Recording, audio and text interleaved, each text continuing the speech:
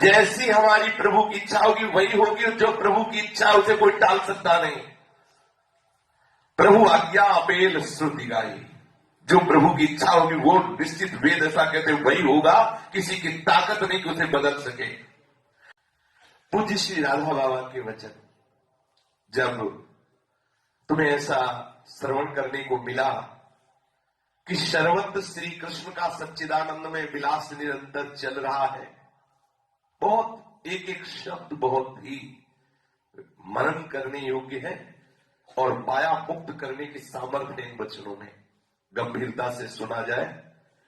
जब तुमने सुना, शास्त्रों में पढ़ा कि सर्वत्र हमारे प्रभु श्री कृष्ण का सच्चिदानंद में विलास निरंतर चल रहा है, उनकी सच्चिदानंदमयी लीला के अतिरिक्त यहां कुछ नहीं है, तब तुम्हें प्रतिकूलता की अनुभूति क्यों होती है?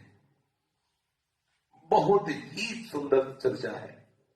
तब तुम्हें प्रतिकूलता की अनुभूति क्यों होती है? क्या अनंत दया में श्री कृष्ण में इतना विवेक नहीं कि वो तुम्हारे लिए, तुम्हारे शिशु के लिए, अर्थात तुम बच्चे हो, उनके शरणागत हो, वो तुम्हारे लिए ऐसी प्रतिकूल परिस्थिति पैदा कर देंगे जो परिणाम में तुम्हें दुख प्रदान करे? क्या उनको इतना विवेक नहीं? अनंत दया में प्रभु में, श्री कृष्ण में क्या इतना भी विवेक नहीं कि वो अपने शरणागत के लिए, अपने बच्चे के लिए वो परिणाम में दुखद परिस्थिति पैदा कर दे?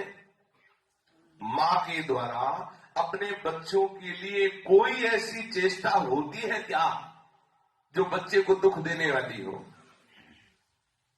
पर बच्चे को लगती है ऐसी, जैसे बच्चा सुबह खेल रहा है, बच्चों के साथ सब नाक लगाए कि चल, मां उसे बुलाती, चलो बाथरूम में आओ, हम स्नान करवाए, उसे बहुत बुरा लगता है कि मां कितनी पागल है, खेल से हमें ऐसा, जैसे सुबह डांट लगती, आप 4 बजे उठो, स्नान करके भजन में बैठो, तो यद तक्रे विष्णु बिक्स जैसा लग गया, 4 बजे 8 बजे आराम से उठे, और बेड टी मिल जाए तो बढ़िया, और कहीं स्वाध्याय के लिए पेपर मिल जाए तो बढ़िया।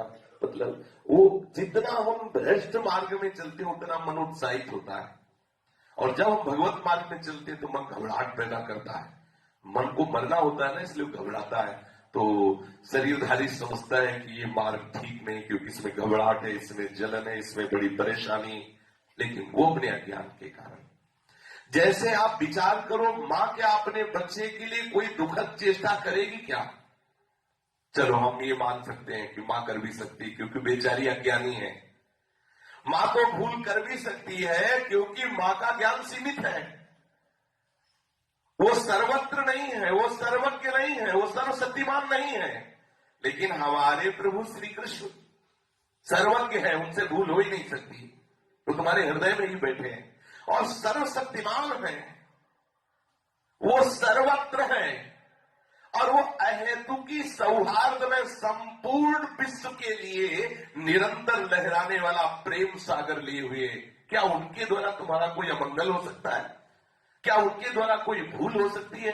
क्या उनके द्वारा कोई ऐसी गलती हो सकती है जिससे तुम्हें दुख मिले, जिससे तुम्हारा अमंगल हो?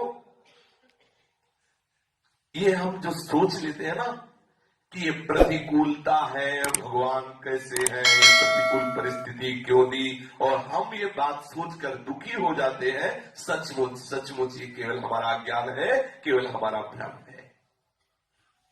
वास्तव में कोई प्रतिकूल लगने वाली परिस्थिति सचमुच में हमारे लिए अनंत अपरिसीम सुख का द्वार खोलने के लिए हमारे प्रभु ने निर्माण किया है। इस परिस्थिति का ध्यान दीजिए। वास्तव में जो कोई प्रतिकूल परिस्थिति आपको लग रही है, तो आपके प्रभु ने अनंत अपरिसीम सुख का द्वार खोलने के लिए उस परिस्थिति को आपके सामने निर्मित किया है। उस परिस्थिति के, जिसे आप प्रतिकूल समझ रहे हैं, उसके कण कण में ही आत्यंतिक अनुकूलता समाई हुई है।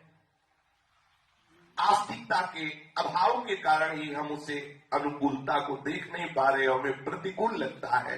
मंगल भवन के द्वारा किए हुए विधान में हम अमंगलता का भाव रखते हैं।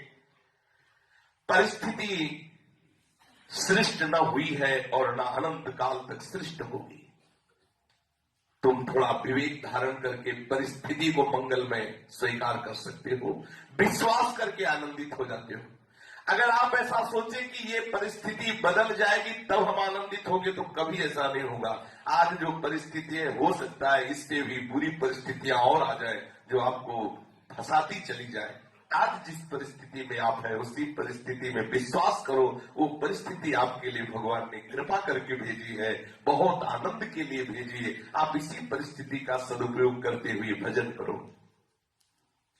हम सोच कर देखें, हम भयभीत क्यों हो जाते हैं? हम क्यों भयभीत करते हैं? जब सब जगह मेरा प्रीतम अनंत शक्तिशाली है, अनंत शक्तिशाली मेरा प्रीतम सब जगह है, सब कुछ जानने वाला है, हमारे प्रति अनंत सौहार्द में नित्य निरंतर मेरे समीप है, फिर मैं क्यों किसी प्राणी से भयभीत हूं? क्यों किसी पदार्थ से भयभीत हूं? फिर क्यों किसी प्रतिकूल परिस्थिति से भयभीत हूं? खूब गहराई से सोचिए। भय एक झूठ मूठ अनादिकाल से कल्पित केवल मन की कल्पना है जो तुम्हें भयभीत करती है। हम मामूली से मामूली बात में भय करने लगते हैं। न जाने कितने प्रकार के हमें भय घेरे हुए हैं। क्यों नहीं?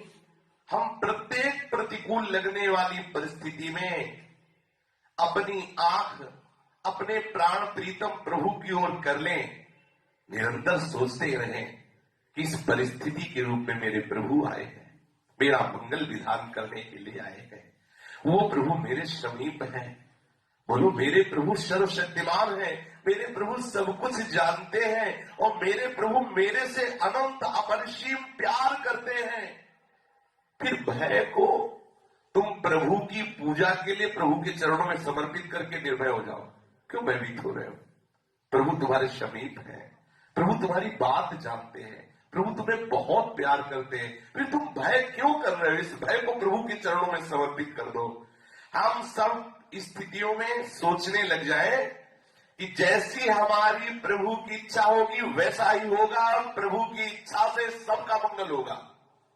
हमें उल्टा डर क्यों लगे? जैसी हमारी प्रभु की इच्छा होगी वही होगी, जो प्रभु की इच्छा उसे कोई टाल सकता नहीं।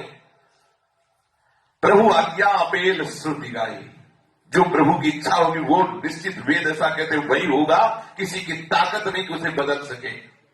प्रभु की इच्छा मंगल भवन है, मंगल विधान ही होगा, अमंगल हो नहीं सकता। थोड़ी देर के लिए अमंगल दिखाई दे सकता है लेकिन होगा बड़ा मंगल। डरते क्यों हो? क्यों भयभीत रहते हो? प्रभु के शरणागत होकर सच मानिए, भय की संपूर्ण स्थितियां बदलने लगेगी। हमारा मन सच्चिदानंद में आनंद से भरने लगेगा यदि हम इस बात को समझ जाएं।